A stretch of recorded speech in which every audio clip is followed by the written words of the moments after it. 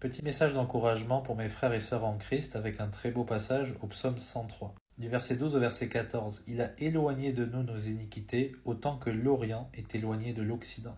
Comme un père est ému de compassion envers ses enfants, l'Éternel est ému de compassion envers ceux qui le craignent, car il connaît de quoi nous sommes faits, il se souvient que nous ne sommes que poussière. Je ne vais pas passer par quatre chemins. Le premier verset est très clair. Si vous êtes en Christ aujourd'hui, Dieu ne se souvient plus de vos iniquités. Il ne voit que la justice de Christ qui vous recouvre. C'est pour ça qu'il n'y a plus de condamnation et vous êtes en esprit parfaitement réconcilié avec lui. Ça déjà c'est extrêmement encourageant. C'est tellement d'amour qu'on a reçu en Christ que ça doit nous motiver à l'aimer en retour. Mais notre chair n'a pas été réconciliée avec Dieu. Notre chair continue à chaque fois de retomber dans les mêmes péchés, de désobéir, de nous faire éprouver du remords, et ça peut souvent être agaçant. Sauf que notre Père, c'est pas une bureaucratie, c'est un Père céleste, une vraie personne émue de compassion. Et c'est pas comme les parents qui sont émus de compassion pour leurs enfants. Dieu, c'est encore plus que ça, c'est à un niveau bien plus parfait. Parce que même moi, en tant que père, je suis très ému de compassion envers ce que vit mon enfant, parce que j'y suis déjà passé à bien des égards,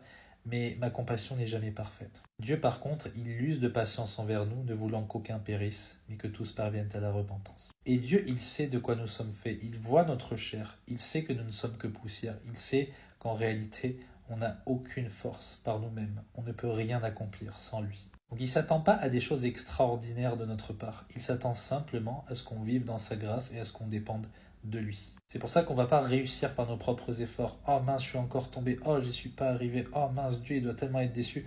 Dieu, il sait déjà ce que tu as fait, premièrement, et ensuite, il t'aime. Arrête de t'auto-flageller. Si tu aimes Dieu, si tu as un désir de changer, eh bien, persévère dans ta foi et confiance en lui, et tôt ou tard, il va te sortir de ce problème.